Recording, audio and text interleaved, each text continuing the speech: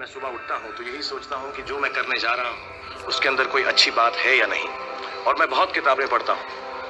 As a matter of fact मेरे पास खुद कुछ 15 या 20 हज़ार किताबें मेरे पास घर में हैं। और मैं हर वक्त दिन में 3 किताबें एक साथ पढ़ता हूँ।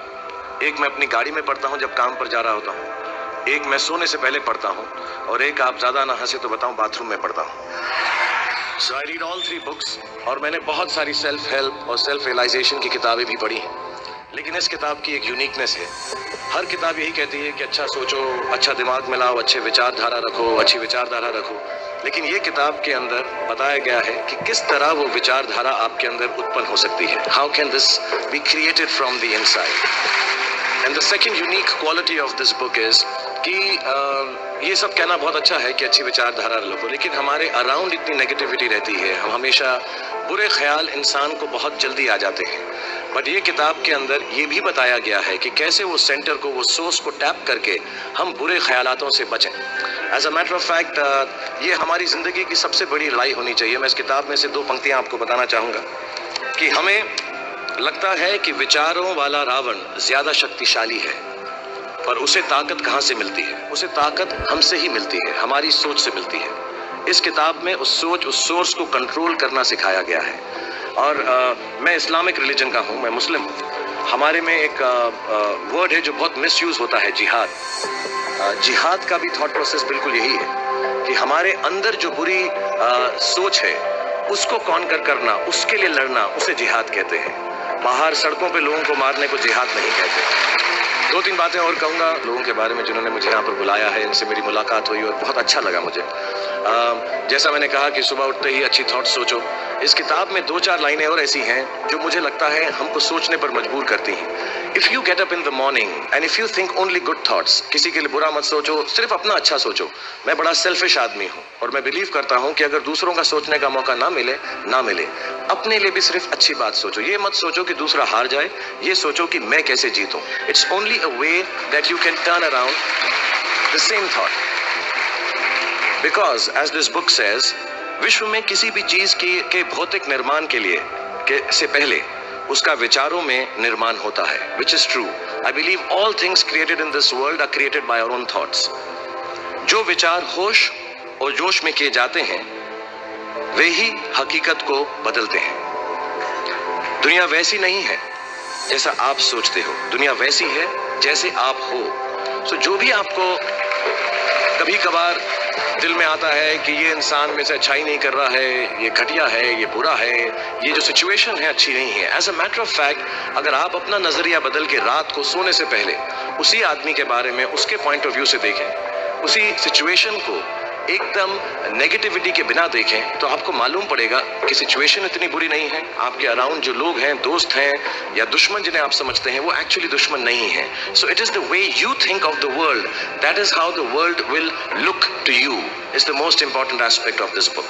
मुझे अपनी भी मुझसे पूछा इन्होंने सवाल, मैंने पूरा जवाब नहीं दिया कि मैं जब छोटा था तो कैसा सोचता था। मैं सोचता था कि इतना बड़ा स्टार बन जाऊंगा।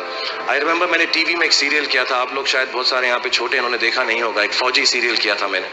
एंड पहली बार जब मैं सड़क में जा रहा था तो मैंने देखा 2 औरतें 3 व्हीलर में हैं और सडनली उन्होंने मुझको देखा। मेरा नाम उस सीरियल में अभिमन्यु राय था, फौजी में। और सडनली उन्होंने मुझे देखा और मैंने नोट किया कि उनके मुंह पे इतनी बड़ी मुस्कान आ गई है मुझे देखते ही कि हाय शाहरुख शाहरुख, ऐसा करके वो चिल्लाने लगे। And to me the greatest moment in my life and the greatest desire in my life became कि मैं लोगों को मुस्कुराने की रीजन दे सकूं, उनको मुस्कुराने का रीजन दे सकूं। तो जब मैं मुंबई आया, जैसे जवान लोगों के थॉट्स होते हैं कि मैं बहुत पैसे कमाऊंगा, बहुत नाम कमाऊंगा, बड़ा घर करूंगा, मेरे दिमाग में 2 मेन चीजें इन सब मटेरियल चीजों के पीछे थी। आज मेरे पास अल्लाह के फजल करम से सब है, लेकिन इन चीजों के पीछे, ये गाड़ी मांगने के पीछे, घर मांगने के पीछे, और मुझे लगता नहीं ये बुरा है। I think all of you should imagine all the good material things that you want, but behind them there were 2 good thoughts. 1, मेरे माँ बाप की डेथ हो चुकी थी एंड मेरे दिल में एक ही अरमान था कि अगर मुझे कोई बड़ा फिल्म फेयर का जैसा अवार्ड मिले तो वो मैं अपनी माँ की याद में अर्पित कर सकूं। तो my main dream was that I should win the award and become so big that my mother can see me from heaven.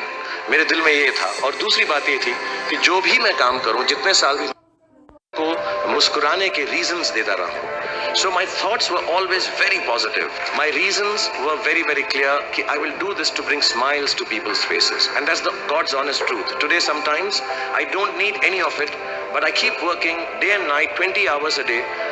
मेरे बेटे का जन्मदिन था परसों और उसने कहा आप मेरे साथ नहीं हो। नहीं, मैंने कहा मैं काम पे जाऊंगा, बिकॉज लोगों की मुस्कुराहट मेरे लिए सबसे ज्यादा अहम है। So if you have a good reason, if you have a good reason, all your thoughts and beliefs and everything that you want in this material world will come true. जितने भी जवान पीढ़ी के लोग यहाँ पर हैं, मेरे जैसे जो 20-22 साल के हैं, उन सब से मैं यही गुजारिश करूंगा कि प्रैक्टिकल पर्पसफुलनेस, कि जो काम आप कर रहे हैं उसका कहीं ना कहीं नतीजा अंजाम मिलना बहुत ज़रूरी है। अगर आप 8 घंटे काम कर रहे हैं तो उसकी आपको तनख्वाह मिलनी चाहिए।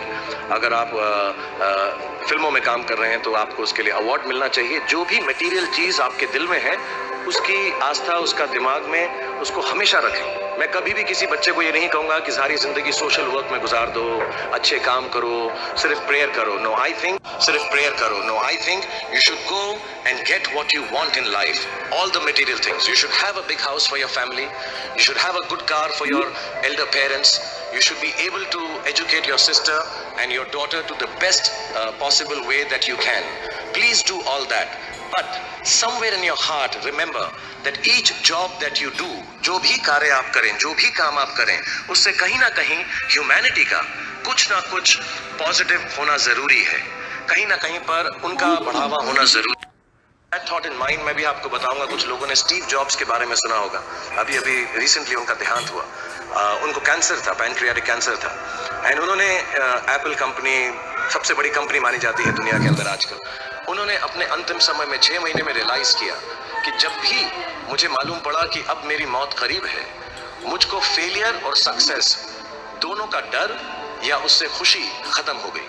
मेरे दिल में सिर्फ एक ही बात थी कि जब भी मैं कोई चीज़ बनाऊंगा, कंप्यूटर बनाऊंगा या कोई भी गुड बनाऊंगा, उससे इंसानों का, ह्यूमैनिटी का क्या फ़ायदा होगा। So I want to tell all the youngsters, please do whatever you want to do in terms of being well off materially, but somewhere keep a spiritual thought that the world should be a better place because you were born in it.